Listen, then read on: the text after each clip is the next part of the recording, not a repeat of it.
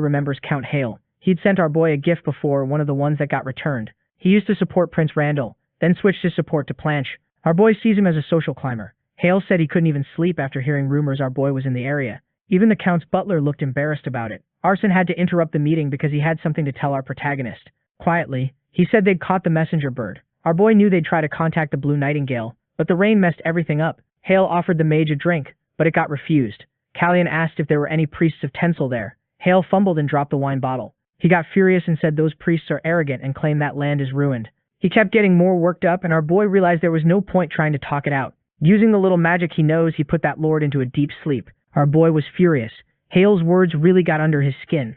Through the ring, Callian told his master he'd gotten involved in the theft of that sacred relic, and now he's in danger. But using knowledge from his past life, our boy believes it's fine. Blue Nightingale has never failed a mission before, and she must already know he's the third prince. They need to investigate the place and look for priests to figure out what that spy is trying to do to them. A local bar seemed almost empty. Our protagonist went there, saying the people outside had followed him. A woman told him not to worry, saying she's not cruel enough to hurt people for no reason. Callian admitted he was worried, thinking his caravan was attacked because they knew who he was, and of course they knew the boy's identity, but that wanderer didn't want to hear it. That's when our boy noticed there weren't many living people in that bar. Blue Nightingale said that man acted impulsively. Callian asked if she's involved in this now. At first the woman would have said yes, but looking at our boy, she felt the coldness of someone experienced, and thought about going for him with her knife, then decided it wouldn't be easy. Our boy wants to know if the elf she's chasing is still alive. They lost his trail in the forest. She doesn't like how things are going, and since none of them took much damage, she suggested our protagonist leave, promising to leave the child alone. To agree to that, Callian wants some questions answered. The first is why they're looking for a sacred relic, if she isn't a priestess. The woman started watching our boy with a hard, icy look. She said those objects are very valuable. Our boy suggested she planned to sell them, and she did say her main job doesn't pay that well. Our boy asked if the buyer of the relics lives in Latlan. She said she doesn't have to sell relics that way. It would be much easier to find a buyer in Kairos. The woman said her buyer pays very well, and she already has a relationship with him. Our boy knows a secretia spy can only build a relationship through one route, with people who sell information about Kairos. To pay for that information, she's getting relics. After thinking for a bit, our boy is going to ask the last question. We go back to the royal palace. Many requests were made to the king. He's our protagonist's master, and he said he knows that person very well. There's no need for so many confirmations. He wanted to know how many priests of Tencel passed through those lands. The king thinks it might be a coincidence. Right now, there are 14 priests. Other priests went to that region with a single proposal. They're gathering them all. It's not like Kairos is forcing them to do anything, so he allowed them to search for them. Ellen said Tensel's situation isn't good. They need a lot of priests. That's why the king allowed them to leave the territory. He still doesn't understand what the great mage is getting at, but he learned his son wants the location of all of them, which made the king really curious. It doesn't make sense for his son to be so interested in that, because he's already in a region that has a priest. Meanwhile, Hale was drinking from a specific wine bottle. Now a similar bottle is in the mysterious woman's hands. Our boy noticed that small detail. Blue Nightingale came back to the last question. It seems she already answered it, saying it wasn't very modest. Outside, in a hurry, Callian realized his hosts had lied. The priest was being hidden there. Callian needs to return to the castle urgently. He told his master about it. When he put that man to sleep during their meeting, he's sure the man wasn't drunk. It was all an act. Where our boy is staying, someone tries to speak with him, but his butler won't allow it. Callian went out for his night walk. The old man, who's the butler there, said he needs to talk to our boy because his master wants to apologize. Siegfried Jr. said that's not the proper way to apologize, and it's not a butler's place to pry into the prince's life. That left the old man very embarrassed. Siegfried Jr. was trying to buy time because our boy still hadn't come back, and he couldn't let those people find out anything at all. He got more forceful with the old man, telling him to stop bothering them. Then our protagonist opened the bedroom door, complaining he can't rest with all that noise. His butler was relieved to see him. Callian called his own butler incompetent, saying his only job was to scare off nosy people. That made the boy apologize, because the old man refused to leave. With a rough motion, our boy slammed the bedroom door, but inside he felt relieved. His clothes were still wet, and he realized he just imitated his brother's jerk behavior perfectly. With things settled, his butler admitted he'd come back earlier than expected, using the windows to do it. Callian asked if anything else happened while he was gone, but it was only that old man. The problem is the Snoops and our boy climbing out the third-floor window. After getting scolded for that, he promised to be more careful. Callian noticed his butler was a bit irritated, and he heard a fair complaint. Our boy never listens to him. He said Callian went out for a walk, but the old man kept coming back again and again to talk to our boy, insistent and methodical, more interested in timing than in where our boy had gone. In contact with his master, he realized the lord of that region is already alert. He definitely wasn't drunk at that meeting. Now they're going to uncover something much bigger. His contract with Blue Nightingale could be exposed. Drinking from that wine bottle would have been the perfect excuse, but the Lord was put to sleep with magic. That's why the butler was so anxious trying to figure out our boy's real intentions. Now it's about why he wants to get his hands on a sacred artifact. That could help in negotiations with Haladam, the land of Randall's mother, signaling the Baron wants them close, giving gifts to all possible heirs, helping that little child set all of this in motion. Discovering a traitor noble doesn't feel like a coincidence. Since it's raining hard, our boy is stuck in that building, and he decided to hunt the traitor. Hale is furious. He should have realized our boy would be trouble when his gift got returned. Because of that unexpected spell, his plans are in danger now. Blinded by anger, Hale wished our boy were dead. He's already spent a lot of money to gain political allies. He was promised fertile lands near the capital, but the scandal with Celis ruined everything. The old butler went to speak with him. He still hadn't managed to talk to the informant. Furious, the noble threw a cup at the old man's head, saying he can't do anything right. And thanks to the rain, the protagonist will be there one more day. The old butler asked if the negotiation should be postponed. Hale said there's no other option, they can't do anything while the prince is there. Still boiling with rage, he told his maid to bring his clothes. He's ready to teach our protagonist a lesson in humility, so he never forgets it. It was time for a meal and it was still raining hard outside. Hale believes the protagonist's calm look is just a bluff. He plans to use his title as count to punish our boy for using magic on him. Soon that young prince will be begging to be forgiven. While speaking with our boy, someone apologized for the night before. Callian said it's fine and went back to eating. Hale asked if a spell had been used. Our boy confirmed it, saying the Lord's behavior was becoming unbearable. But it's fine, old grudges, he'll let it go, since it must be the first time that noble has hosted someone from the royal family. It's normal he'd be nervous. Hale didn't expect that comeback. Realizing our boy is extremely sharp after that brief exchange, Hale is the one who looks like the fool. Callian said he was exhausted from investigating an ambush, and because of that he got a very interesting piece of information, the name of a kind of bird. Hale almost choked when he heard it, making the old steward very worried. Hale said not to interrupt because he and the prince are talking. Callian said he still needs more details, but it's in the Lord's interest to know everything is happening on his land. Visibly worried, Hale said he'll help with the investigation. He doesn't want the prince getting hurt on his territory. The knight's commander decided to come over too. While they talked, Hale got even more irritated. And our boy said something very lucky happened for that count. It looks like their man finally decided to tell the truth. They all went to that same bar. Hale was disgusted. He would never have gone to the outskirts like that. Despite the noble's efforts, our boy had already won that battle. The wanderer asked what happened to his wife. Callian said they didn't do anything to his family because he gave his word. But there's a reason he came to see that man. He'll be punished with execution, since he tried to attack a prince, and there are witnesses. There's nothing to be done. Even if he were spared, he has serious wounds that would end his life soon anyway. But our protagonist can offer another path, a decent life with workable land and a modest house to live with his wife if he's willing to cooperate. Then his punishment will only be the amputation of his infected arm. After thinking for a bit, the wanderer agreed. He confirmed Blue Nightingale is a spy, and she's there to meet a client. They have a long-standing relationship. In Hale's presence, our boy said there's a double agent there. That kind of betrayal is extremely serious, words that left the poor count completely terrified. Callian is just waiting for him to do something and hand over more evidence. The old steward started begging for mercy, saying he was only following orders. Ellen didn't expect anything like this, and our boy took a closer look at the old man, concluding he's a priest of Tansel. Only they could buy divine artifacts. The count found out that secret. The old man is sure his head will be cut off when Haladam finds out he sold sacred relics. That confused our boy because it's not like they were buying the artifacts. More and more interested, he realized the old man is ready to tell everything. The buyer is Viscount Lannon, Queen Celis's brother. He's the one offering the artifacts to Haladam, so it looks like the political maneuvering still isn't over. If this happened, it means the Viscount has abandoned Planchet and is siding with Randall, so he shouldn't be backing the Queen anymore. Now that they know that, the question is what the next move will be. This is the kind of news that's going to cause a huge uproar, so Ellen suggested they speak to the king first. Before that could happen, the young prince asked for a letter to be written, addressed to Count Hale. He told them to take care of the prisoner's arm. Since the wound is so severe, that arm is going to have to be amputated, and he told the prisoner to accept it. The commander is ready to follow every order. As for Kiri, she needs to find that man's wife and take her somewhere safe. The elf girl is excited too, and she came with Hina to help with the cleanup. She still talks too much, but the prince already understands what she's like. Without Arson there, this is going to be really difficult. The butler asked if the prince was going to do anything about that messenger bird, and found out he wasn't. It's time to return it to its original owner. He just watches while the girls seem entertained by the little bird. Callian said he'll buy one of those for Hina when they return to the palace, because that one needs to be returned soon. Since Hina shares a room with another maid, she said her friend might feel uncomfortable with the bird. Callian told her to open the cage at lunchtime and do it near the window, because he's expecting a visitor. That night, he reads a book with a lot of patience. His visitor arrived earlier than expected. Blue Nightingale said the letter was far too touching. It was a threat. Callian was going to expose everything at the shop in the capital. The woman wants to know why this is happening. The prince gathered evidence about the sale of relics. He wants even more, enough to keep one of her secrets. Even so, she took a long time to respond. But there was no other choice except to agree, admitting she hates tedious arrangements. She threw several dice toward him. Callian realized they were magic bullets.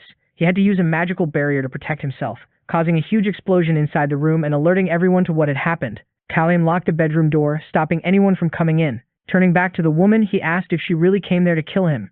Since she didn't have any bullets left, she went for her blade to finish the job. He knows he won't be able to withstand many aura attacks with the plain sword he's carrying. He needs to end the fight quickly. After trading a few blows, he managed to disarm her, then realized she still had magic bullets, and one of them was coming straight at his chest. With a lot of skill, he used his sword to block it, but the blade ended up badly damaged. Now Callian is completely defenseless in front of a determined woman. Two mysterious spheres just fell to the floor. The spy already has one injured arm, learning the hard way that the prince is a sword master. She can't attack him now. Callian is furious, thinking about what he should do. Then he decided to call her by her real name, Isla. That left her stunned. Callian grabbed her firmly by the throat and he noticed something right away. It wasn't there. The poison that should have been hidden in her mouth, something all Cedric spies have. Now it's time for her to cooperate and share the evidence. Isla asked if she'll be released if she does that. Callian is getting more and more confused about her, not knowing if she's loyal to her own cause. Maybe she's changed over time. Isla said that if the prince doesn't want to get caught, he should let her go quickly, or she'll tell all the knights what happened there, assuming he wants to keep his identity hidden. In the past, Blue Nightingale wasn't a traitor. She used to fight with swords, and she was nothing like this version of herself. That makes the prince even angrier. Callian said that if she was willing to go that far because of this, she shouldn't have died in front of him. A deep silence fell between them. The prince let the spy go and said his secret isn't that impressive. All he asked from her was the evidence, promising she'd be released without interrogation, because he knows she'll have to answer to White Eagle for what happened. Hale is still furious about everything going on. He doesn't know what that letter means. He was told he'll need a representative, and someone told the queen what's happening. This is the letter written by the prince's master. Hale realized his scheme to sell sacred relics has just been exposed. The great mage really is sharp, and all of this was set in motion by the young prince. Because of everything happening, Hale started to feel like people were underestimating him, but he already has a backup plan, and he stored a lot of treasure in his mansion. That should be enough for a quiet escape, and there's a special item worth more than all the others. With all those relics, he'll make a huge fortune. That's when Arksen thanked him for the information, because he'd been hidden the whole time. Hale nearly had a heart attack at being surprised like that, because the mage was completely invisible. That was the evidence they needed. Arksen presented the relics that had been hidden, along with the information being leaked from that kingdom. That made the prince very happy. Most of that problem was already solved. The one who's still really anxious is the prince's butler. He said something is happening outside. Several knights went to that residence and they belong to Kaela. They should be guarding the king, not showing up there. Ellen didn't understand why the elite knights were sent to that position. It's a bit much, but the king didn't want to take any risks. He only trusts those knights because of everything that happened recently. The great mage said this will have a big impact, because the king is giving the prince special treatment. That could strain other relationships, since the king still hasn't favored any of his children. Remembering a disastrous past, the king knows what can happen. He said his other children will join him the next day. It's time to see how they behave when they're all together. The butler wants to know if the prince is leaving already. Kaelin said he still has duties to take care of. The criminals will be sent to the capital. It's a shame one of them isn't alive anymore. That wanderer was declared dead, but in reality he received the prince's promise and will live a quiet life in the countryside. Very worried, the old man wants to know what will happen to him. The prince knows the old man carries a big share of the blame. The old man knows he's completely guilty, but he was used as a tool. He'll be shown mercy, but he has to swear loyalty to the prince, being promoted to the prince's butler, which is actually a very good outcome. Even so, the old man is still a little uneasy. Kalyan can finally return to his main task, finding Safanian. Hale will spend his life in prison. As for the blue-haired girl, she met her end at the guillotine. Renacida is covering the streets that day, a shrub specialized in absorbing moisture. The capital is covered by them, and they kept the white rocks from turning red with the blood of the condemned. Randall is testing the prince now because of his involvement with that nation interested in the artifacts. But to Planche and Cumpy, that's the wrong concern. In fact, he hasn't had anything alcoholic since the prince left those lands. Planche asked if his brother misses the drunk version of him. Randall said that if he stopped being an alcoholic, he can move on to the next mission, learning to stay quiet. After dropping a fork on the floor, Planche said he's already getting too quiet. Back to the prince. They reached a very dangerous stretch of the route. There was a landslide in their way. To keep going, it'll be better to change course. This trip is taking too long. Kalyan is so irritated that he decided he'll set up a teleportation portal when he gets back. The elf girl said she could take them to her village to help with that. She said Luca is in that village too, along with the elder. They could stay the night there and continue traveling the next day. News that made the prince really happy. After a short trip they arrived at the village and were impressed. It's really well built. Kallian never thought he'd end up seeing an elf village. The leader introduced himself, a gray-haired man who wanted to know who the king of the humans was. Kallian said there's no one with that title among them, but introduced himself as the representative of the caravan. Zerib is the elder of that village and he has a favor to ask of the humans. The prince wants to hear the details before giving an answer. Not long ago 3 elves left the village to visit the humans, and they still haven't returned. Neither have the scouts sent to find them. He wanted to know if they'd found anyone because they know very little about human territory. Kallian noticed elves tend to ask for a lot. Zer asked because he believed he was speaking to the human king. These people don't seem very bright, and the prince said he's only a prince. To the elder that doesn't matter. But the prince is already tired of their simplicity, saying there's a big difference in meaning. Zer confirmed he isn't asking for free. He knows the caravan is heading to Siegfried. Traveling on human roads can be slow, but they know the forest well, which could cut travel time by up to 4 times, something that would take 2 months. That was enough to convince the prince to help them. Knowing that, the elder gave a sly smile. Investigating in the forest, they didn't find tracks of interpreters. They found some mercenaries, but they don't seem involved in crimes. They could be slave traders, but it doesn't look like it. Kallian decided to investigate nearby towns. According to the commander, there seems to be a rivalry between the cities there. A healthy rivalry can be beneficial. Kallian is thinking he might be able to get a new sword out of this. When he reached the first town, he was surprised to find they don't have swords. The prince looked visibly disappointed, but the seller said he looks too young to be a mercenary. Kallian said it's not only mercenaries who need them. The seller said he's wasting his time. The entire weapon stock was already bought by the lord, who's hiring mercenaries. Kallian said he'll go to the neighboring town to see if he can find what he wants, but the seller said it'll be useless, because the same thing is happening over there. Finally, the prince understood what the elf wanted. Those cities are ready to go to war, and the elf village sits right in the middle. The prince wrote a few letters to both lords. He'll buy time so the war doesn't happen, giving the elves time to return home. Now that he's done his part, Kallian wants to continue his journey. The elder got worried and asked what he'll do about the war. Kallian realized the old man already knew that detail, but chose to hide it anyway. Apparently the elves who didn't return home decided to work with mercenaries. All the signs of war are obvious. They already knew and they tried to use the prince to prevent it because he's royalty. The old elf was backed into a corner, upset. Kallian said he doesn't need the forest secret pass because their deal is cancelled. With no strategic advantage left, the elder asked the prince to wait a little longer. He can't just watch a war happen and do nothing. Kallian said nobody can fight forever. If the village matters to them, they should work to protect it, without relying on childish tricks and lies. Now the elder has no options. Kallian said the routes used by merchants were suspended. Only Burisin goes that far, and the prince knows exactly who that is. The cities about to go to war have very poor soil for farming. They depend heavily on merchants. Burisin suddenly cut business with one of them, causing a major price imbalance and pushing the conflict closer. Kallian understood that trade carries responsibility, but it only hits the common people. It doesn't reach the nobility. Outside, someone started knocking on his door. It was the old elf coming to offer a sincere apology. Luca was the one who dragged the prince into this mess. The elder couldn't tell the truth because he didn't know how the prince would react. To make it worse, Luca is his son. Everyone who disappeared was connected to him. If the prince knew the truth, the elder thought he wouldn't help, and he begged the prince for forgiveness. Even if it's an excessive favor, this help could change everyone's lives. With no patience to listen to the whole apology, Kallian told the elder to deliver those letters to the lords. He should also find out whether they need anything besides food, because Kallian will meet them after he gets that information. The old elf could barely believe he was still being helped. Kallian said he isn't doing it for him. Still, the elder said elves never forget their promises, and he swore he would never forget that kindness. Later, Kallian started thinking about Lanenburisin, who's still a thorn in his side. Using the ring to speak with his master, he said it was time to clean house. News reached Marquis Evanburisin. The carriage is ready to receive him, but the patriarch said he won't be leaving that day. He asked his butler to handle everything with the visitors, but the butler didn't know this was going to happen. There wasn't anything scheduled, and the Marquis is going to miss the council meeting anyway. On top of that, he preferred to receive visitors in the meeting room. Now the question is who this person is. It's the prince's master. He and the Marquis still hadn't met in person. Evan said he would have prepared better if he'd been warned ahead of time, but the mage assured him it would be quick. He said the man's second son caught the third prince's attention, and that made the Marquis uneasy. Sipping some tea, the Marquis said Lannon isn't brave enough to do something like that. Ellen realized this man looks down on his own children, so he brought something more reliable than the opinion he was clinging to. A letter. After reading it, he became furious and asked what the mage was trying to say. They both know he tried to get rid of that troublesome one. Enraged, the Marquis said he won't listen to this coming from a deceitful Homer. In response, Ellen said it's hard to have a conversation with someone whose throat's been cut. That only made the Marquis even angrier, because he'd been disrespected on his own territory. Ellen was stunned by that kind of nerve. This man had no idea how dangerous Ellen could be. So Ellen made him feel something primal, the fear of death. Ellen also said he's not like our protagonist, who hesitates when it comes to violence, because this mage wouldn't think twice about cutting off a few heads. After being intimidated, the Marquis basically pissed himself a little. Eventually, he had to calm down. The truth is, Ellen was impressed by that man's endurance. He withstood the pressure of an 8th circle mage. Ellen also said he's sure the Marquis can take care of his own son, but he's going to suggest a more efficient route. The Marquis can be pushed out of his own inner circle. Callian told his teacher to say the following: they're going to buy the man's business.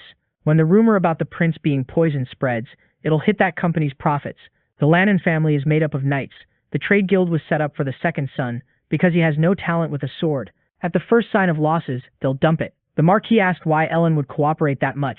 Our boy had already anticipated that question too. Callian said he won't be the buyer, but they already have the right person in mind. They'll sell the company to the second biggest merchant in the region, Melfair. It's on the Marquis to start the negotiation. The Marquis' son took a serious hit because of Hale's arrest. He wants to run before anyone finds any connection between them. His luck is so awful he can't even keep his plants alive. While he was thinking about what to do, he was caught off guard by a mysterious shadow. A man started choking him. He ended up getting arrested, and rumors about selling sacred relics started spreading. In prison, he tries to use the weight of his family name, but he stays locked up anyway. Eventually, the Marquis' reputation was cleared, and Melfair's management turned out to be exceptional. In the elf village, the old pointy-eared guy said the mother tree prepared the path for our boy. Luca is going to guide them through that passage. Callian thanked him for all of it, but said he'd rather have Sirius's help, the girl they met in the forest. Since she seems to know the place really well, they're ready to move on. That's when our protagonist noticed the child started speaking normally. It felt really weird, and on top of that, the kid was holding something kind of mysterious. Obviously, our protagonist got very interested in that strange little stone and asked if it was the divine artifact they stole. Lucas started getting anxious and said he doesn't remember. Arson seemed to recognize something about that stone. It might be an artifact too, which immediately caught our protagonist's attention. The Knight's commander said the energy coming off that object is dangerous, and yeah, they can feel a sinister aura leaking out of that tiny stone. It's possible the previous owner died in a brutal, violent way, and that needs to be investigated. Callian allowed the girl to keep using the stone to make communication between them easier, and the artifact that once belonged to Luca now belongs to our protagonist. The girl was really happy about that and said she'll give it back when they reach their destination. The one still worried is the commander. For God's sake, it looks like that child is a boy. Anyway, the commander is concerned because he seems to know the questions before they're even asked. That's something our protagonist already noticed. That kid can sense what's going to happen, and that stone seems to block it from happening. Maybe it's connected to the axis of time. Our protagonist's blonde brother is getting some information. He's still thinking a lot about what our boy said that the roses would bloom. Lannon was the enemy who fell this time. The blonde boy started using an artifact hidden in his hands. Through it, he made the withered flowers come back to life. Back in the forest, our protagonist seems to be meditating a lot, building up his inner energy. Ellen said that instead of increasing his magic, the boy strengthened the aura he has, which wasn't what Ellen wanted, and it's a habit from his past life, since he used to use a sword. The problem is that even when he tries to increase his magic, he ends up doing the opposite, knowing that his master said he can help him with it. Our boy needs to keep walking his own path. Continuing the journey, they reached the end of the forest. Callian saw a huge city. It's the land of the elephants, the home of his butler's family. The elf boy remembered that now they have to say goodbye, and he's ready to return the artifact to our protagonist. But Callian has something to ask the kid. Does he really need to go back to the village right now? It doesn't seem like they want him there that much. If the boy's condition was a problem, our protagonist is willing to help. Before accepting the offer, the boy admitted that sometimes he feels uncomfortable in his village. But he learned from his mother that this is who he is in his purest, simplest form. Unlike the others, he doesn't need to be fixed. Even if he speaks differently, that doesn't change the fact that he's an elf. Those words impressed our protagonist, and he realized he still has a lot of growing up to do. The two say goodbye. Callian genuinely wants to meet that little friend again. Arkanelfer used to be bothered by the kid, looks like he's going to miss him a lot. That city looks like a massive fortress. It's a relief to know the Siegfried family never wanted to take the Empire's throne. Before entering the city, Callian told his butler he can act more at ease. He doesn't want to irritate more knights there, and he asked his butler not to act so much like a servant. But the boy was offended and said he can handle the situation. Siegfried Jr. still has a strong sense of duty toward our boy, the one who held a blade in midair to save him. After they were given rooms, our boy took a nice bath. He thought he'd already reached Siegfried territory. He did, but they're still at the outermost gates.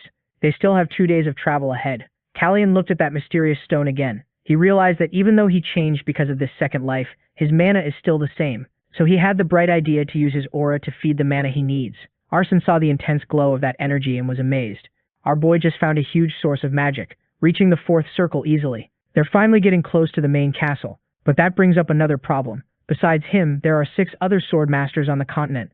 Those with powerful auras can recognize who the weaker ones are. Siegfried Sr. is the second most powerful man on the continent, far beyond our boy. All he needs is one brief look. He was shocked to realize he's standing in front of another sword master. Siegfried had a lot of questions, wanting to know how that happened. He said our protagonist has grown a lot and become a man. He almost didn't recognize him. Clearly he must have gone through a lot of changes. Callian said it wasn't anything that noticeable, but Siegfried disagreed, saying our boy truly changed. Now he's going to take the young man inside. Watching all this, the butler is really happy. Siegfried said that Great Mage picked an excellent apprentice, someone who's not only a mage but also one of the 6 great sword masters of the continent. Of course, Siegfried would notice.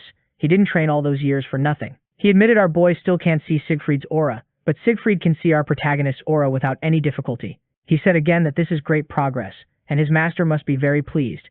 Since it's already late, Siegfried can't stay to talk and had to say goodbye. But it's fine. Callian realized he arrived earlier than expected. His host knows he'll keep traveling and wished them safety. Our boy's master drinks a bit of wine, saying his disciple reached the land of the elephants safely. With him is the king, who looks very worried because future issues make him nervous. The great mage quickly realizes he's thinking about succession. Callian is the last of his sons who still has to do this rite of passage. Soon they'll all be eligible to take the throne. Randall is too mysterious, Planche is very strong but also stubborn, and our boy still needs to show what he can do. Ellen said the king should name the least favored son as heir, then the brothers would plot against him, and the problem would solve itself. One thing this mage is sure about, our protagonist is still in the race. One day the king will see what this boy is hiding, but until then, he shouldn't worry about future abstract things. Everything will happen the way it's supposed to. Callian is about to enter that mysterious cave. After walking for a few minutes, he felt completely lost. He doesn't even know how deep it is anymore. Then his face was lit up by an intense glow. Callian seemed to be taken somewhere else, a prairie full of flowers.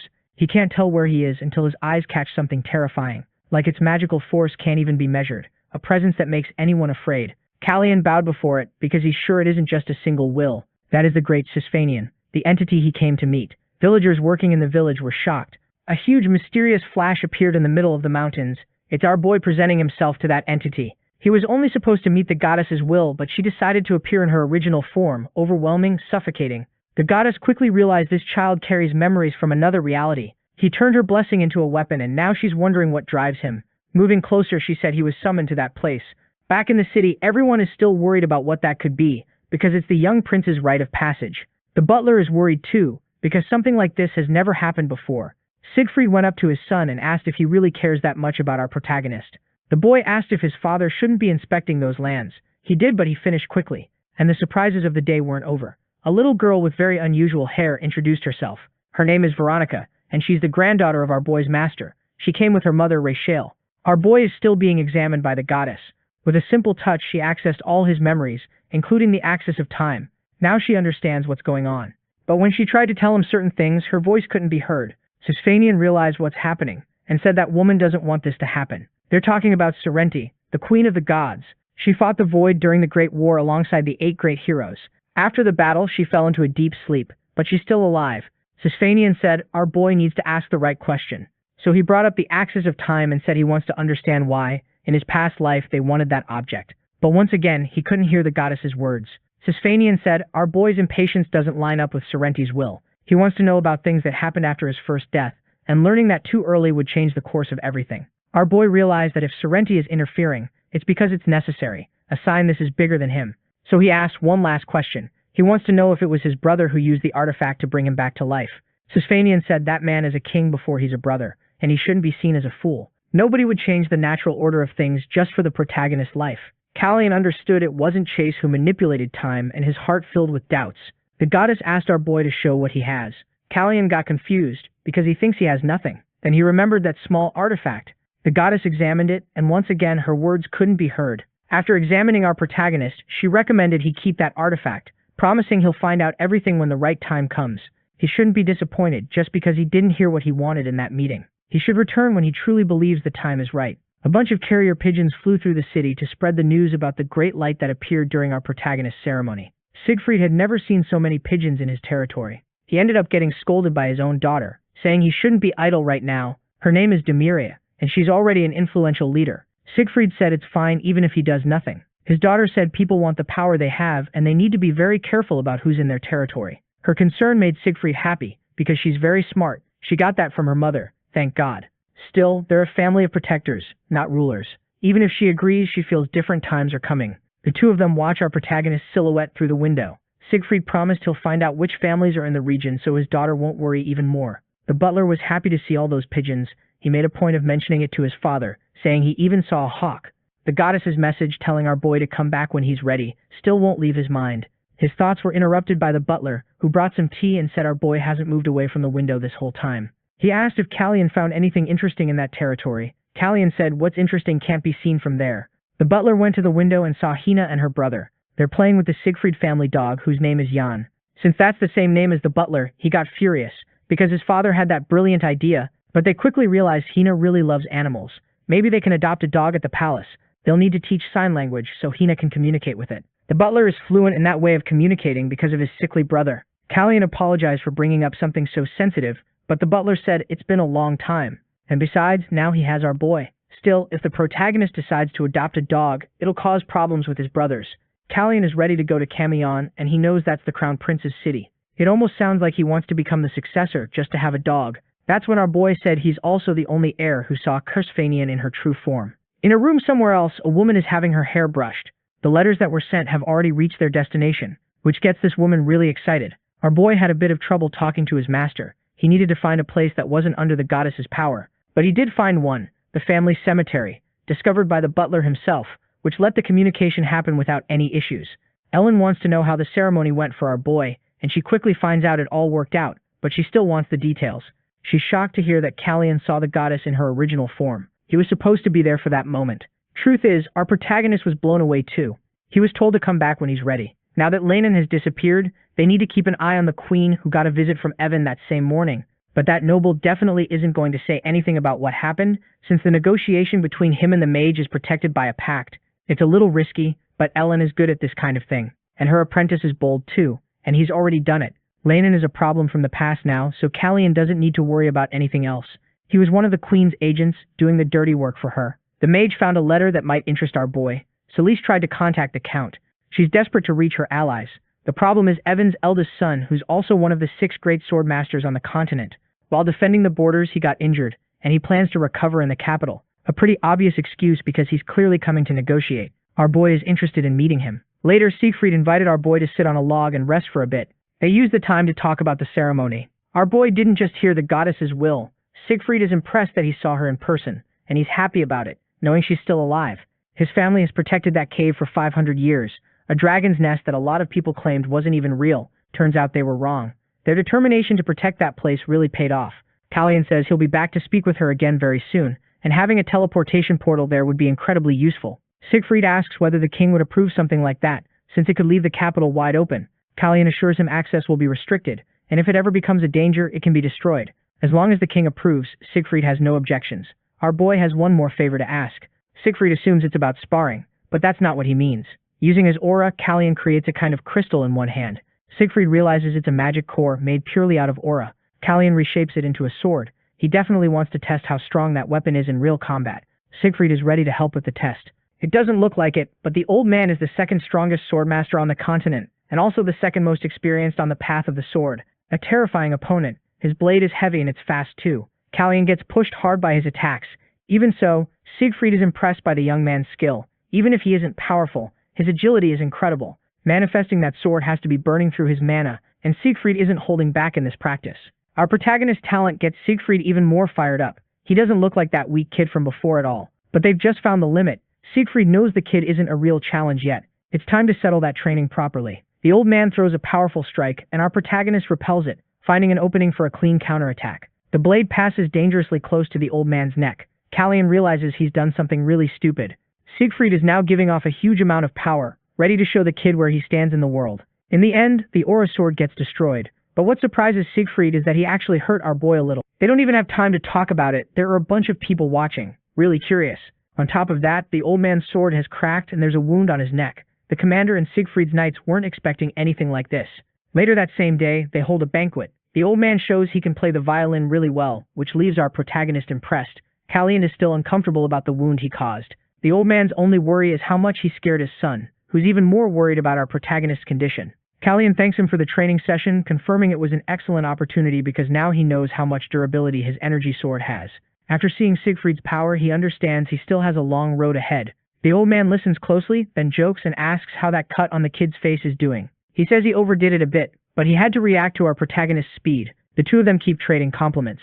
Siegfried says those techniques are pretty common in Siegfried a Knight's fencing. That comment seriously freaks our protagonist out. Siegfried says it would be hard to pick up that kind of habit training in this region.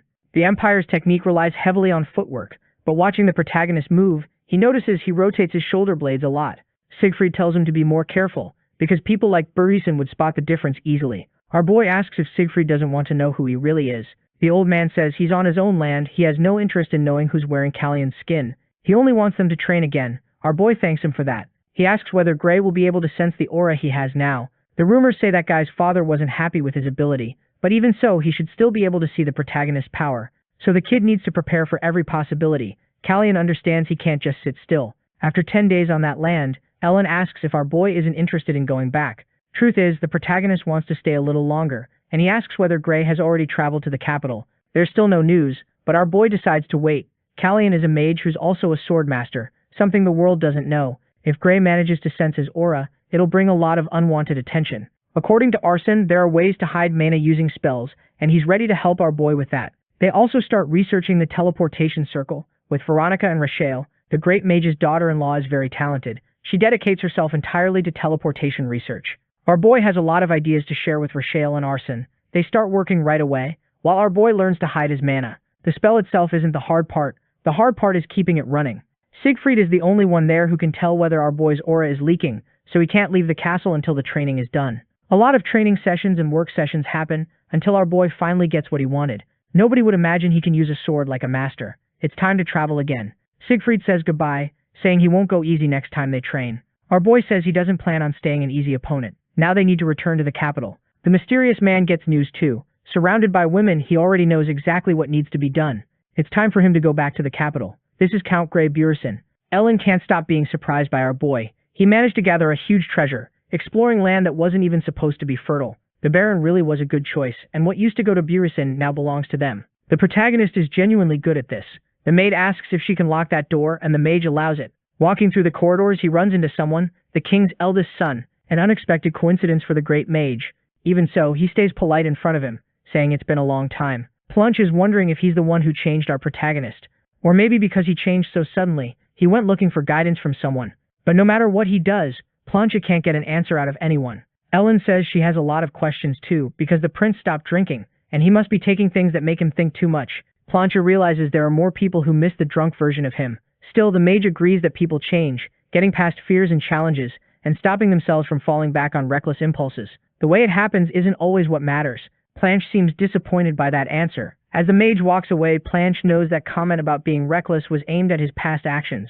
It's been 20 days since our boy left Siegfried's lands on his journey. They changed their route a bit because Veronica's horse looked tired. Rachel's acceleration magic was way too intense for them. The Viscount in that land seems reasonable, and the butler believes it was good they stopped there. While our boy is getting a bit of rest, a loud noise catches his attention. That's exactly what he needs. So he asks his butler to deliver a message. The message gets delivered. Our boy wants to be introduced to the guests who just arrived. That makes the Viscount a little uneasy. He's receiving people from Burison, and even though he's level-headed, he knows they don't like the third prince.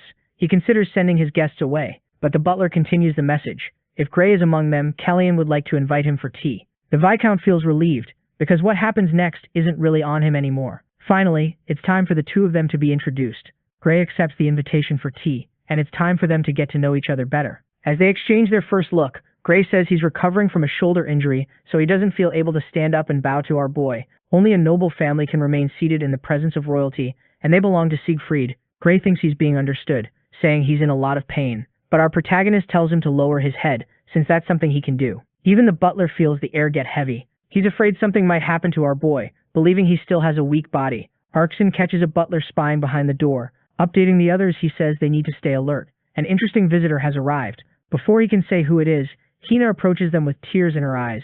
The butler tells her to calm down and explain what happened. It looks like something happened to Kiri and the knights outside. Arkson decides to go out there to find out what's going on, but the butler advises him not to make the first move. The mage keeps going, aware of the responsibility he carries. Growing more anxious, the butler realizes it's only a matter of time before something bigger happens. Gray is not happy at all about being ordered to lower his head. Colleen says that behavior is extremely disrespectful. The prince won't say it twice. Completely furious, Gray stands up, and again Colleen tells him to bow. But this time he says it with a bit of that sinister energy of his. According to the butler, the two of them have met before, a long time ago. For Colleen, that makes sense. It explains this man's arrogance, and he must be shocked by the change in behavior. Now it's a question of whether he'll take the bait and try to attack someone he can't beat. Colleen wants, with every molecule and atom in his body, for that noble to choose violence. Gray starts to realize the rumors about our boy might be true, but he's stubborn. Thank God the host of that meeting, scared out of his mind, tells Gray to be more respectful. After that scolding, things might have gotten worse, which makes our protagonist deeply regret it because that man is close to his own death, even if he thinks that won't happen. Holding back his fury, Gray bows politely. Colleen says he's feeling tired now, and they'll continue the meeting another time. That only makes Gray even angrier. But before leaving the room, Callian tells the host to take good care of the Count because he looks a bit unwell. Comments that completely crush Gray's ego. But attention quickly shifts outside. A huge fire has just broken out. That's Arson's magic. As an ice specialist, he would never use an explosion like that unless, of course, it was to warn our boy. The mage blew up a carriage using a fireball. Arson still doesn't know exactly what was going on, but he tells Kiri that our protagonist won't be happy about this. The other knights are furious. On one side, they say he destroyed the carriage of someone important. On the other, Arson says they provoked someone who serves a person even more important. They're employees of the third prince, and the Count Gray's madam's dogs should learn to respect them. The knights decide to take that argument head-on, but our protagonist arrives right then, just to confirm they're madam's dogs. In front of the prince, they get nervous. Our boy asks the mage if he'll need to compensate for the damage. Arson says it won't be necessary. He'll pay out of his own reserves. So that settles it. Colleen believes nothing serious happened, but then he starts to notice Hina is missing. She always stays close to her brother. Arson says those men tried to grab the girl to have some fun. Colleen starts smiling like a total degenerate. Now he's burning with rage, ready to finish those knights off. When Gray gets outside, it's already too late. His knights have had their tongues cut out. Arson says they no longer belong to the Knight Order because they did something unforgivable to one of the prince's attendants. Gray feels even more humiliated after all of that. Several commoners witnessed everything. Colleen says his mage will reimburse the destruction of the carriage when they reach the capital. But that was the last straw for the stupid noble. Colleen asks if his squire has nothing to say about it. Kiri stays completely silent because he's already seen plenty of humiliation caused by his sister who doesn't speak. Now the prince is worried about her well-being too, which is more than he ever could have dreamed of. Still full of anger, Colleen orders his squire to keep his posture. That night, Colleen manages to relax a bit more, drinking some tea. With him is the host of those lands who judged all that behavior reckless because the count is completely furious and he might even try to attack the prince on the road. That would be extremely dangerous since he's a sword master. But what that noble doesn't know is that our protagonist managed to measure his aura, and at best they're evenly matched. Our protagonist would fight him wearing nothing but swim trunks with a knife in his hand, and it still wouldn't be a problem. So he tells the host that a confrontation doesn't worry him. Words so honest that they surprise the host, because our boy truly believes it. The prince's composure impresses him. Even so, he still has something else to say. It's about Kiri. He's already done several laps around the training field. He asked if our boy was really going to let him do that all night. Callian said yes, because that guy needs to learn a lesson. They both have their own responsibilities, and our boy is trusting his safety to him. Kiri needs to be someone capable. The noble understood that it wasn't just punishment. That mage who got burned in the carriage wasn't punished. Kiri is being punished for a lack of trust, not for bad behavior. Colleen expects complete trust from everyone who works for him. That made the noble feel a bit jealous, because it's a privilege to serve a master like that. Colleen found out that Gray asked to borrow the Viscount's carriage, but they were all broken, so it couldn't be done. Way too convenient. And yeah, it really was just an excuse from the Viscount. He said his lands are very modest. He can't afford to lose a carriage, so he didn't lend one out. Our boy took the chance to make an invitation, handing him a letter. He said that Noble could request an audience whenever he wanted. Colleen also said he'd like company on the way to the capital. Accepting the letter, the Viscount promised he'd be ready to leave together with our boy. In the capital, Planche is talking with his mother for the first time in 5 months, and the first thing she brings up is our boy.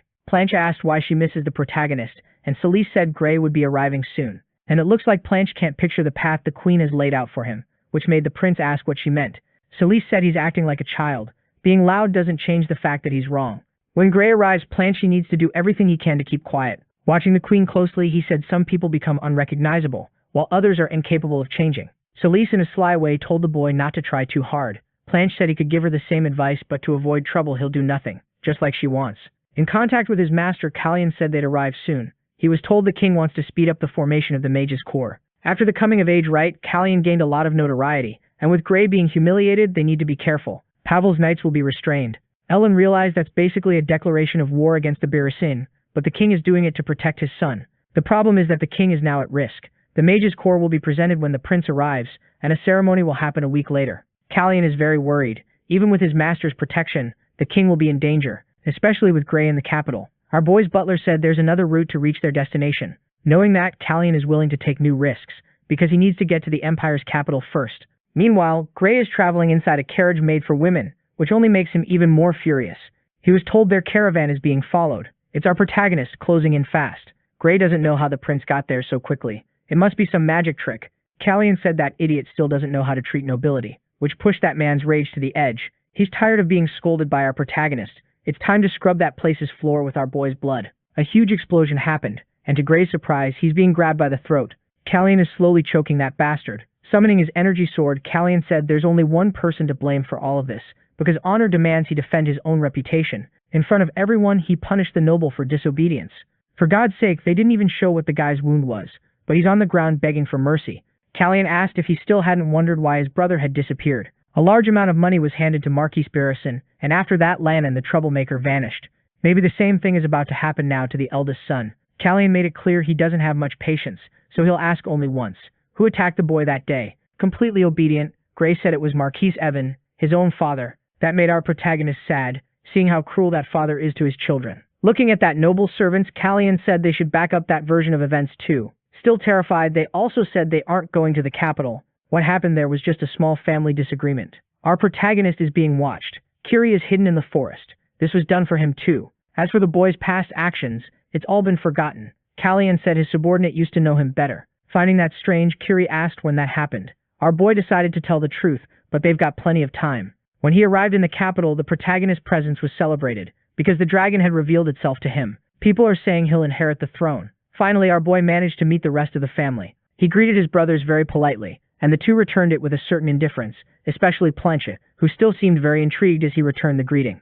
Callian couldn't even believe it was happening. This was completely unexpected. It has to be some kind of sneaky plan.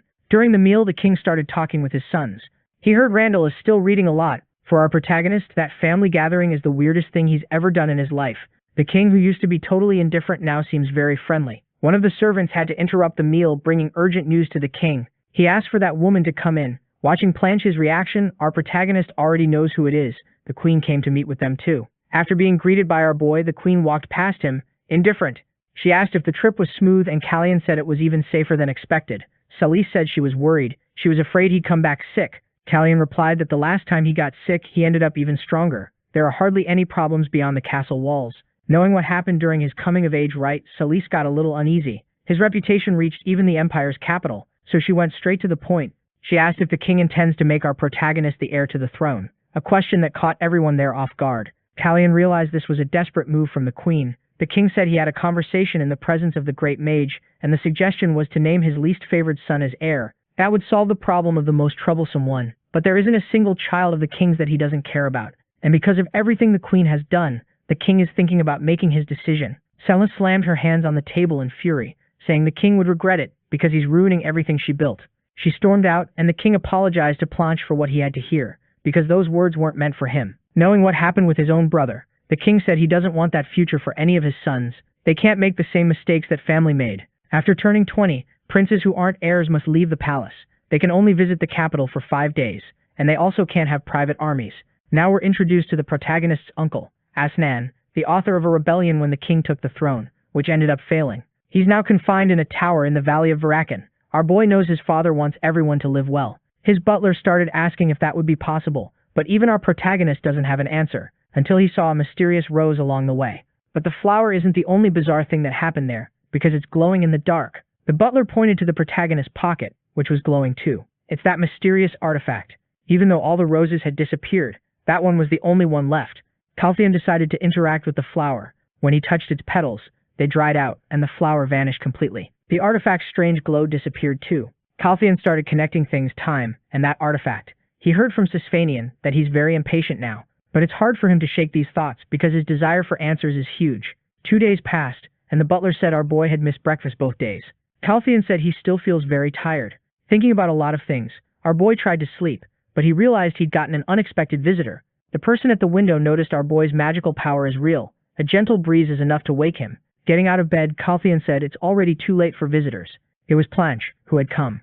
Planche said a rose is missing from the garden, and that must have been caused by our protagonist. For privacy, Calthian put up a barrier to completely block the sound of their conversation. He said his brother must care a lot about that rose to come all the way there. Planche said it wasn't an ordinary flower. Now Callian is thinking maybe that's why our boy missed breakfast, and he became sure his brother knows something. Randall is also a Transilian, and that rose is tied to the divine power in his blood. But when Planche asked Randall why the flower doesn't disappear, Planche got no answer at all.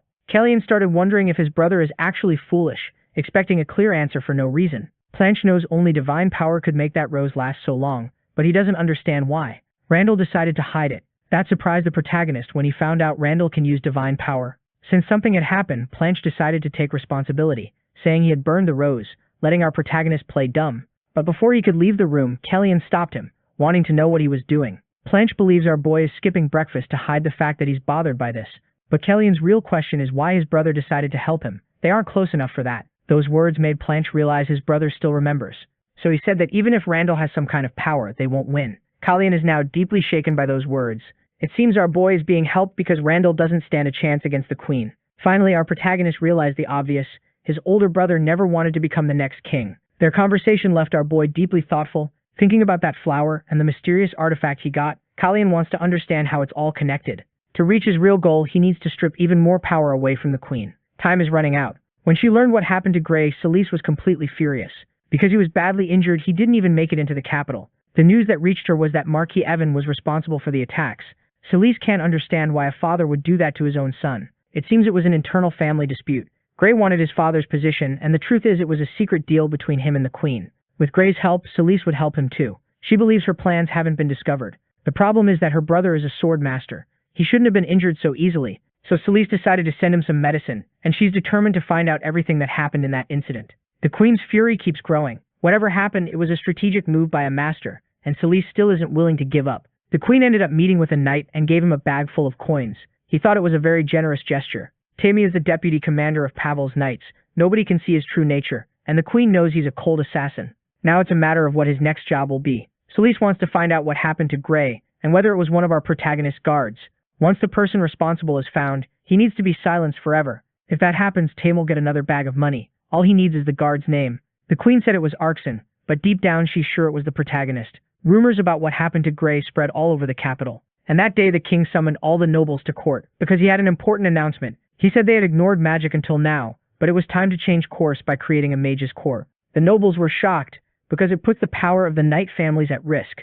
Valken is the name of this division, and in a week it will be inaugurated. They'll use the old facilities of Pavel's knights. After that announcement, the king asked to be left alone for a bit, but he ended up running into our protagonist, who knows this will upset the nobles. Callian wants to know if his father will be okay, but the king assured him it's not his son's place to worry about that. Our boy took advantage of being alone to bring up another subject. He wants to speak with the knight families. The king found that strange, but soon realized his son wants to build allies. Risky but brave. It impressed the king enough that he told his son to do what he wanted. This is also being done so he won't be the focus of the Beerison family. Callian also suggested they go on the hunting trip soon together with his older brother. When he heard the news, the butler was very happy because our protagonist is building his own political faction. Their conversation was interrupted by Arkson's arrival. Visibly exhausted, but it looks like he found a solution to the teleportation problem. It's the same logic as a magic seal, an impact between the traveler and the portal. Callian wants the details, but he'll hear them soon, because he told the mage to rest a bit. Arkson said he needs to talk to Ellen right away about the discovery, but the protagonist insisted he rest. Since he was so tired, Arkson didn't have the strength to argue. Callian quietly told Arkson not to fall asleep on the way back, but inside the carriage, the mage is already completely out. He remembered the protagonist's words and jolted awake at the exact moment. His caravan was being ambushed. Several men were closing in. Arkson told the driver to speed up and not look back. A weapon was thrown at the mage, but he managed to defend himself. Somehow, Arkson had already been expecting something like this, and as a member of the newly created Valken, he's fully ready to have a little fun. Callian is in the middle of a banquet with his master, who noticed Arkson's absence. Our boy said he must be busy with his own responsibilities, because what happened to Gray became public, and the queen is going to make a move. She can't be happy now because she lost a major ally.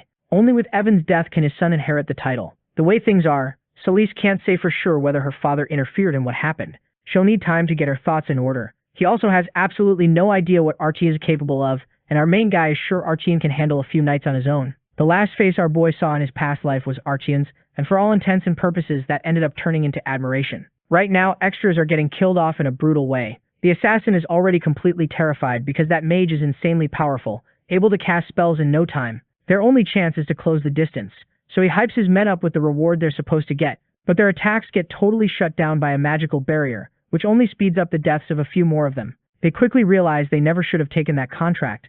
Sending a group of 10 men against an opponent like this is just ridiculous. Arkson notices the men are trying to run, so he blocks the path of the only one still alive, the one responsible for the ambush. The corrupt knight drops to his knees and starts begging for mercy, saying he can tell the prince everything he knows. Arjun says he better be more specific if he wants to keep living, so the knight admits it was orchestrated by the queen. One of her servants works for our boy, and she'll be executed if anything happens. Looking at that bag of money, Arkin says his master isn't all that interested in remembering certain things. Completely desperate, the knight says he knows where the Marquise's money comes from, a secret, illegal casino. They make money off rigged bet-on fights, but our main guy already knows that place, and he's got someone with well-known expertise about it. Looks like the knight has nothing else to offer. He ends up saying the Marquise hasn't held a sword in years, and the one he used to use is completely ruined. Arkin says that detail might make the young prince curious. The knight also says the conflict between Evan and his son is real, but the mage is sick of it and decides to cut the extra's head off, because that mouth has already said everything that needed to be said. Arkin needs to figure out a way back to the palace, since the carriage kept going, and he doesn't want to waste his whole week on the trip. Then he starts hearing the sound of horses galloping. Before long, our boy gets his hands on that bag of money, and that sets off a massive chain reaction. Now Marquise Evan is being accused of trying to attack arson on the road. The imperial family's knights are already outside, waiting for him. Evan is getting furious. He thinks he knows why this is happening. It's because of the king and his mages. He asks where Tail, his knight, is, and gets told Tail was found at the crime scene. On top of that, he was summoned by the queen herself. Evan is determined to go to the palace. The butler asks if he wants to notify the queen about the visit. Still raging, Evan says if he does that, he'll punish his daughter, because she's not who he wants to talk to. He wants to talk to our main guy. At lunch with his family, they're told that a master from Valkan has gone missing. Randall is the one who says it, and he thinks our main guy must be really worried. With a wide smile, Callian says the king and Ellen should be more worried about it. Planche stays completely indifferent, and the date for the hunt gets set. Looking at Randall, Planche asks if he's joining too. But that prince isn't planning to, because he thinks the king set it up with the eldest son in mind. Planche tries to convince him to get some fresh air, but gets ignored. To make it worse, he doesn't seem like the type who even likes hunting. Callian doesn't know if his older brother is doing all this just to help him. And right then, gathered with his brothers, he feels something strange. It's his own master, and something has Ellen deeply irritated. Not long ago, Ellen went to meet Marquise Evan. Ellen asks if he's feeling any grief over losing so many subordinates, especially when he still has to show his face at court. To Evan, that sounds like a provocation. He says the mage's presence there is only tolerated because of the king's favor. Ellen answers that at least someone in that conversation is enjoying royal favor. Furious, Evan says he already knows who's been influencing the young prince in a bad way. Closing in on that point, Ellen says the king and the prince are more trustworthy than a knightly house that had 10 men beaten by a mage. Ellen leans in and whispers in Evan's ear, asking how much the bribe was this time, saying Evan must have made a lot more now than when he sold his own son. That genuinely sets Evan off, and he releases his full aura. Ellen isn't intimidated by it. He releases an even greater power than the nobles, and now he's going to show him that some things have been forgotten. It's time to remember where he belongs. The flames of that energy look like they're devouring Evan. Ellen tells him to think before he acts because he doesn't know who he's talking to. That brief exchange leaves the noble choking for air. Threateningly, Evan says Ellen may be powerful, but he's alone and he won't survive long. But the mage assures him he isn't alone in this fight. He asks if the Marquis knows why Grey got kicked out and sent away. Maybe Grey got an irresistible offer, since he's a corrupt noble too. Evan starts thinking about what his daughter might have done. That would explain a lot of the problems he's dealing with right now. Callian watches the two of them talking from a palace balcony. From the looks of it, Evan really is going to meet our main guy, and he's furious. What Evan actually wanted to find out was what Planche's relationship with the queen is like, but things change too fast. He won't be able to see his grandson now until he figures out which side the boy is really on. As soon as Evan decides to leave, it starts raining. Callian realizes the hunt might not happen because of the weather. He asks his brother Planche what he thought of all of it. Planche says he heard about a message that morning. Ordering some knights around, Callian figures Planche must have felt a clash between the two manas that morning. A sign the king is right. The boy has good swordsmanship. Wanting to know more, Callian asks if his brother talks to Evan often. Planche says he's never met him alone, which is exactly what our main guy expected, because that family is full of schemes. Maybe that's why Evan wants to visit him. He definitely wants to strip the queen of her noble title, hoping his grandson can get the crown's title. If Evan's goal is just to push the queen off the board, then he doesn't need to keep helping our main guy. But if he wants to become the next king, he should meet Evan immediately. Looking seriously at our main guy, Planche says he already gave a very clear answer. Now they need to talk about something urgent, the queen's situation. She might make some really stupid decisions. But our main guy is already ready for that, and he doesn't want to shield her from the consequences of those actions. If Planche is going to become a real ally, he needs to be ready for what's coming. Planche takes our main guy's hand and agrees, because he doesn't want to be used like the queen's puppet anymore. News of their alliance reaches the butler, and he's shocked.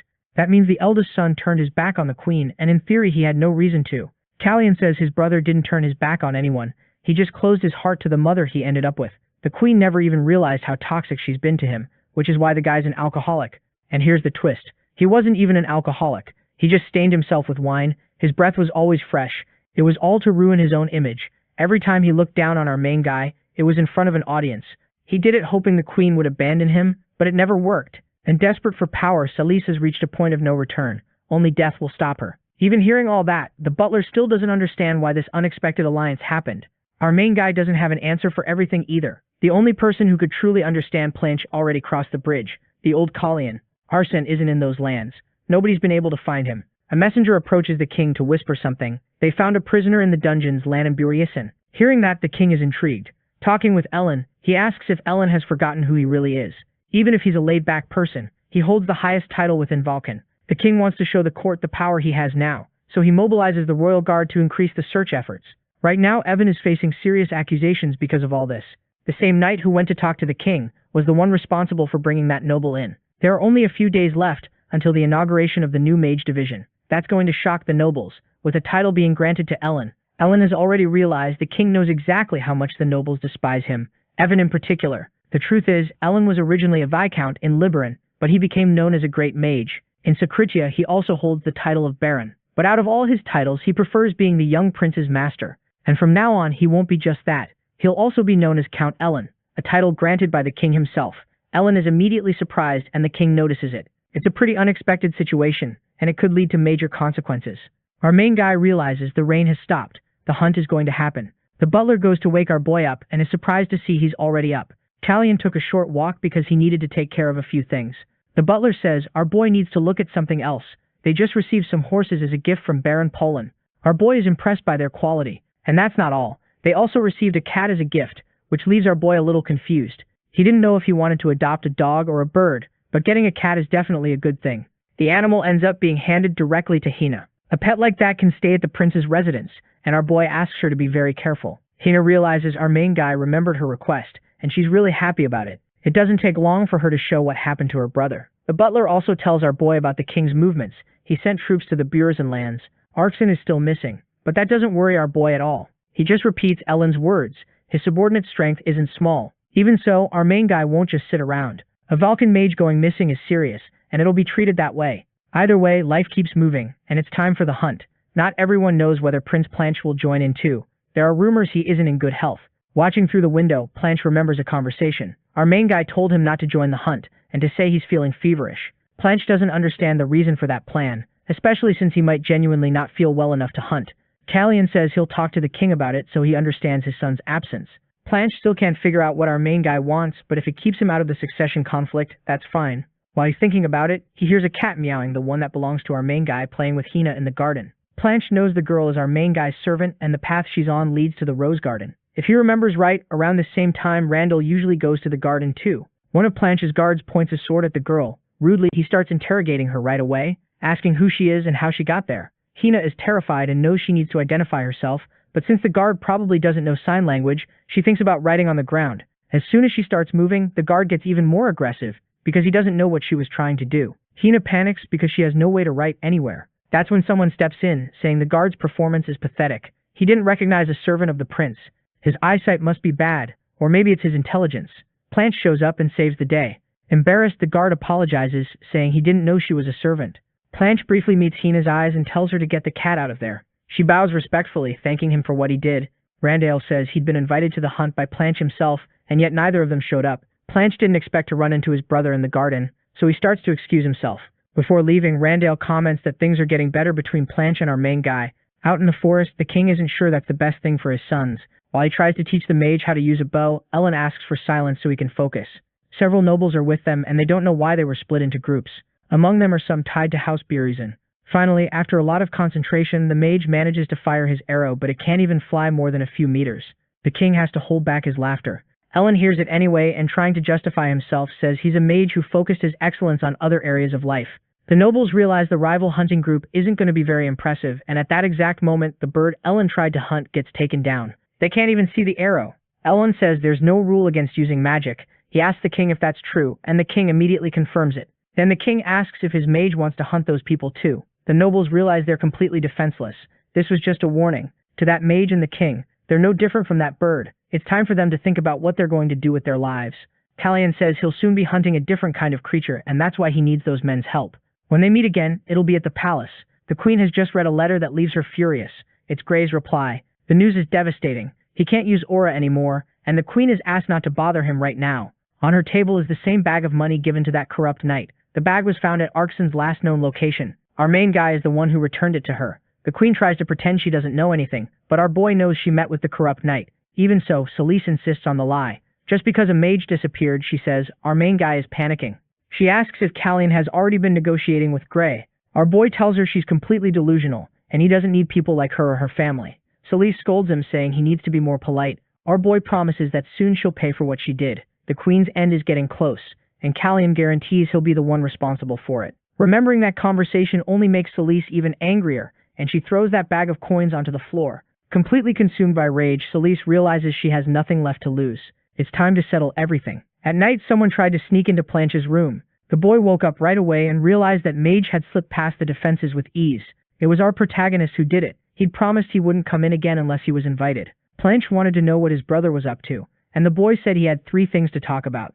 First, did Randall know they were working together? The answer was yes. Callian didn't expect the news to spread that fast and asked for more details. In the conversation they'd had in the garden, Planche had asked if it bothered his blonde brother, and he'd said it didn't, confirming to our protagonist that things were calm. Even knowing Randall wouldn't make things difficult, Callian still wanted to be more careful. Moving on to the next point, he ended up thanking Planche. The prince said he didn't even care about that. Someone had probably told him what happened in the garden with the girl and the cat. Thinking back on it, he knew exactly why he didn't need any thanks. Heine had already done something like that, and she'd done it very politely. Now that Callian knew that, he could get to the last point. Since the next day would be Valken's inauguration, he wanted his brother to stay sick for one more day. Planche said Callian was pushing it. Callian agreed, but asked his brother not to interfere in any way with what was about to happen. Getting ready for the inauguration, the queen was being attended to. Her maids were wondering if her mood had improved. She'd been extremely stressed lately, and that had everyone worried. Maybe that woman should have listened to her father and married some noble out in the countryside. Without meaning to, one maid pulled the queen's hair too hard. When she tried to apologize, she didn't notice a hand already swinging toward her. The queen slapped her without mercy, making the maid beg for forgiveness. Another servant tried to take the blame, saying she hadn't taught that maid properly. Celise took the chance to push that woman even further. At last, the ceremony began. A lot of nobles had gathered for it. Ellen announced the founding of that circle of mages. Dreamed up by the king and backed by the noble court, it marked the start of a new era in the empire. In the middle of the announcement, a huge explosion went off, terrifying everyone. It had happened in the queen's quarters. Our protagonist grew more and more uneasy. People were saying Arsene was responsible. It looked like the boy hadn't expected anything like that, and he was badly shaken. It didn't take long for the nobles to panic too and turn their attention to our protagonist. He quickly realized this was also the queen setting him up. The king told everyone to calm down. Chaos was exactly what the attackers wanted, so they needed to keep their composure. They still didn't know what really happened, but someone there said she'd seen the culprit personally. That woman started moving toward the nobles. It was the queen saying it about the identity of the person who blew up her apartment. After the conversations he'd had with our protagonist, Planche started getting really confused. Callian said everyone heard the explosion, and they were relieved the queen was safe. Callian said the boy was cynical, because he was the one behind the attack. Even while being accused, Callian said it needed to be investigated. Callian said that before she was attacked, Arkson had accused her of setting up an ambush, and that our protagonist had told him about it. Earlier that same day, she'd planned everything with that maid. She'd handed her an artifact to place on the vanity. The poor servant couldn't refuse, so she put the small artifact there, causing a massive explosion that all the nobles could see. Callian said the boy clearly didn't believe her accusation, so he should bring Arkson himself there to confirm his innocence. The queen insisted she saw him placing the explosive in her room. It was all her trap for the boy, and he was stuck with his hands tied by the accusation. Then she was caught off guard by Arkson's arrival, and to make it worse, he wasn't alone. The mage greeted the queen with perfect politeness, the same person she'd just been accusing. Callian also had no idea what her own father was doing in his company. Only then did she realize our protagonist was playing chess on a whole other level. Her end was happening right then. Back to the day Arkin disappeared, he met with Kiri. What he actually got was a few days off, but his disappearance put the Burris and family in serious trouble. Evan had no way to dodge those accusations. Arkin went to negotiate with Evan, following the prince's instructions. He said the queen was going to use that to build a conspiracy, so Evan needed to hide on those lands. In exchange, Evan had to support the boy so the false accusations wouldn't go forward.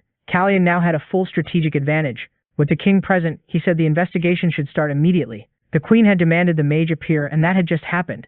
As he passed by her, Callian said he'd warned her. Celeste shouldn't be so reckless. Now her own father, the king, and the knights were all against her. Celeste started smiling like someone completely twisted. She said our protagonist's mother had been just as insolent, proof they really were alike. She showed she was armed with a knife, and now she tried to attack our protagonist. Blood started spilling across the floor. Nobody expected it. The queen couldn't believe the blood she'd shed. Not even our protagonist saw it coming. Planch had been told not to interfere at all, but he decided to play the hero anyway. Now the poor guy was about to die. Celeste got even more furious, realizing she'd been betrayed by her own son, and she drove the knife in deeper. Callian watched his brother suffer in a brutal way. The king tried to stop it. His knights were mobilized to restrain the queen. Deeply worried, the king told her to stop. The hand holding the knife was cut off, leaving the queen in pain and shock. Furious, Callian asked if that insolent woman hadn't heard the king. She'd been ordered to let the boy go. The guards took control. The queen was arrested, and the nobles realized the boy had used an aura sword. That meant he was a swordmaster. In the middle of the chaos, Callian tried to help his brother. Planchez said he was impressed his brother could use aura, and right after that he passed out. Everyone called for a healer. The king was visibly worried about his son, and the same was true for our protagonist.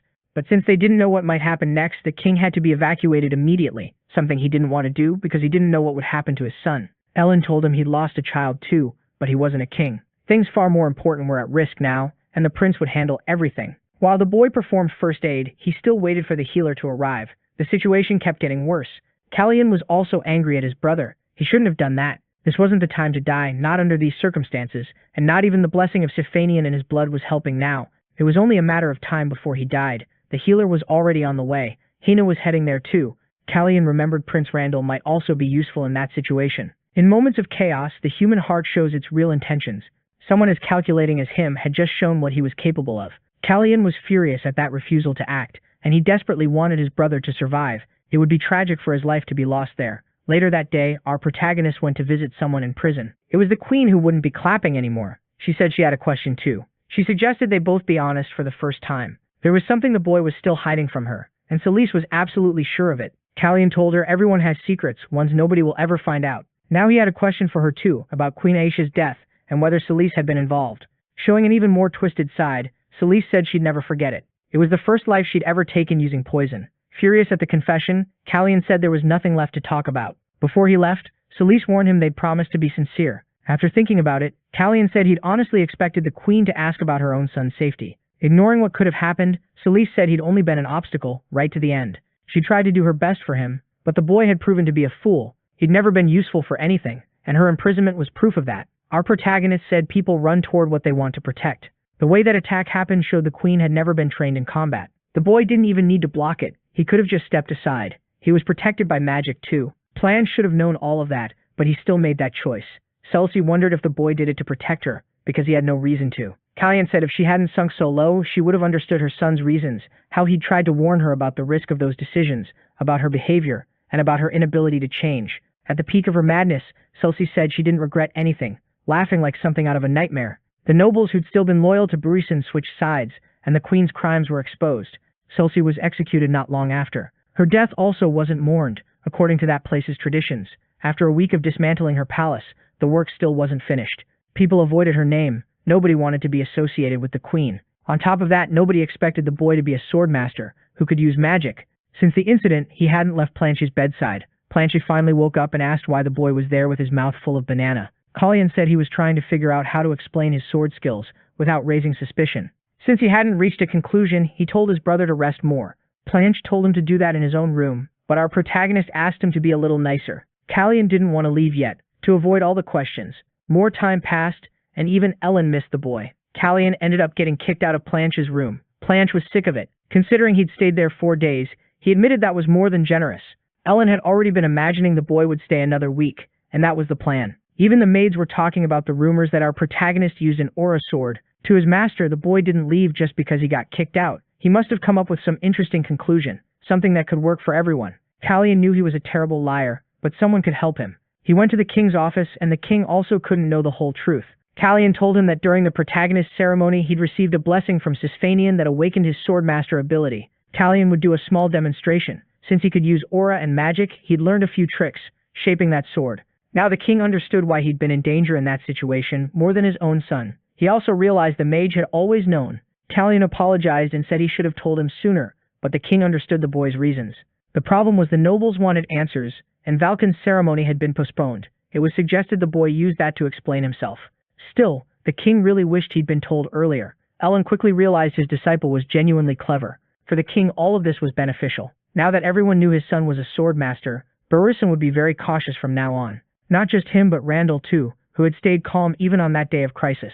The king worried about the possibility of Randall taking the throne. His thoughts were interrupted by a question, and even with the worry he realized only time would tell what would happen. After a week the ceremony happened again. They also announced the presence of the newest sword master. Meanwhile, Barisan isolated himself completely, avoiding any contact. There the man didn't stop practicing with the sword, worrying even his servants. What made Evan furious was knowing he hadn't been able to see the boy's aura, something that only happens when the opponent is stronger. Finally, winter came to those lands. Our protagonist's cat was wandering through the garden and ran into Plancho. Even while ignoring the animal, the cat brushed affectionately against his legs. The flowers the queen used to grow no longer scented the air there. The king's birthday was being celebrated, and he was genuinely happy to be surrounded by good company. Spring came to them too, a new beginning for all of them, and in the middle of that celebration, a mysterious man approached. Ellen and his disciple were very surprised, because Chase, the brother from our protagonist's past life, was there too. We were taken back to 2 months before that event. A lot had changed in the protagonist's life. He felt renewed in a way that was hard to explain. Ellen was personally invited to attend that birthday. The king wanted his friend there, since it was his first birthday as a single man. Knowing the party would be wild, Ellen promised he wouldn't leave the region. He also said time was passing way too fast. Now that they were having some tea, the king remembered when the mage arrived in those lands, and was eager to see what the new year would bring him. Our protagonist kept training his abilities, defending himself intensely against Arsen's attacks. His aura sword was a terrifying weapon. By manipulating energy, he could turn it into a powerful shield. After defending, he decided to go on the offensive, cornering the mage with ease. It was an impressive training session, done in front of all the other mages in the organization. Callian was impressed by Arsen's teleport ability, and Arsen was also impressed by the boy's swordsmanship. His control over mana was truly refined. He was even more surprised to find out the boy had been holding back. The mages who saw it now wanted to learn from Arsen, who didn't need to chant spells. Planche watched the training too, and when asked if he liked the show, he said no. Then the protagonist asked what he wanted now, and whether he was interested in training those mages. In his past life, Planche had been responsible for strengthening that division, a key piece in turning them into the demons they could become. That was why the protagonist made the suggestion. Planche still acted uninterested. Their conversation was interrupted by the butler, who informed them that Marquis Evan wanted an audience. It definitely has to do with our boy's aura, and he's already on his way to that meeting. Callian told his brother that everyone knows they're allies now. He can't stay hidden in the shadows forever, because soon he could be attacked. After training all winter, Evan wants to see our boy, not knowing he hides his aura with magic. That alone is enough to make him feel weaker. Even so, our boy is stuck, because he knows he isn't strong enough yet. Another problem is Plainage, who still doesn't have a faction of his own among the nobles. Another political war is about to break out on this board, and our protagonist needs to keep his eyes on one person, Randall, someone he ended up running into in that same corridor. Coldly, Randall said he almost wished he'd helped our boy that day. Looking down on a prince is a huge taboo in this place's customs. Callian, knowing that, planted himself firmly and said he was 3 steps away from putting an end to all that arrogance. He brought up that rose that seemed eternal. Looks like he finally understood what it meant. Randall asked if our boy had seen it. Smiling, Callian said he was always thinking about why the rose stood out like that. Maybe it was a sign that flowers will always bloom in his brother's garden, as long as they never end up out of reach of his feet. And that was exactly the message he wanted to send. They stared each other down at the end of the conversation. When Ellen heard about it, he was furious, and suggested introducing Randall to Evan so they could plot together against the protagonist, since our boy seems so willing to make enemies. Ellen is furious at his disciple's attitude, but Callian made it very clear he didn't provoke anyone for no reason. Now he's sure his brother won't make any move until he's certain there's no chance of an alliance forming between Callian and Evan. After everything that happened, Evan is going to be very cautious, because he can't wait to get to our boy. Plancha had also become an ally, but Reason needs to feel out new alliances, and that doesn't mean our protagonist is on the list. At the place where the illegal fights happen, people are having fun. A hooded man ended up drawing attention, and they demanded he pay the entry fee. The answer came as a sword strike that separated a head from its body. The orders Curie received were clear. Panic started spreading through the place. The only people he must not touch are the ones who work there against their will. The guards freaked out, but they were dismembered easily. There weren't supposed to be any survivors. Kiri is carrying out his order with total dedication. He went to the main office and he almost got hit in the face when he did. One of the thugs took a girl hostage. Kiri is much more skilled now. He knows that girl agreed to be used as a hostage, so her life doesn't need to be spared. The gangster now has a hole in his chest. He said the person in charge of the place won't let this go. Kiri replied that he doesn't care at all. When the guards arrived, several lives had already been taken. Kiri abandoned his sword, revealing himself as a servant of the third prince. The news is spreading fast, and a messenger needs to report what happened. The underground fight casino was attacked. The Marquis needs to know. That same messenger's path ended up being blocked by a few people. Callian asked where the man was going in such a hurry. Completely furious, Evan scolded his subordinate because all he had to do was report what happened immediately. Now even the royal family is involved in the investigation. All of this because Kiri survived the attack. Callian passed a message to that messenger, and while he was being chewed out, the messenger said Callian failed to pull Planche to his side. When the attack happened, they were told to pin the blame on their prince.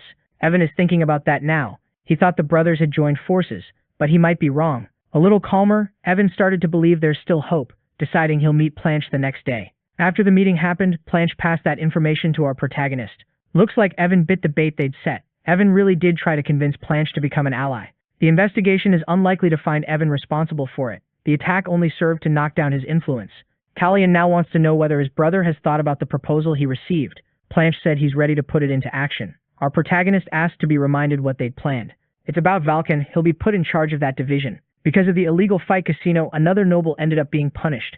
Kiri received a 2-month suspension for using his sword without permission, and that time had finally passed. Our protagonist was woken up by his butler, who wanted to know if he'd like to rest a little longer. Callian said he had a weird dream. He still has the feeling of it, but he can't remember anything. The butler said it could be a sign of good luck and reported that Kiri made a move last night. He said he'd seen a Tansel caravan. That's a diplomatic visit. Planche found it really strange, because it came with several priests. He thought about bringing it up with our protagonist immediately. Among those people is also the heir of Secretia. Now the question is what he's doing there. Chase said it's an honor to speak with one of the heirs. Flashes of our protagonist's past are reflected in the meeting between those two. Chase admits he's far from his lands, but he has business to take care of there. Mounted on his horse, our protagonist saw who was there. That seems to explain the feeling he had that morning.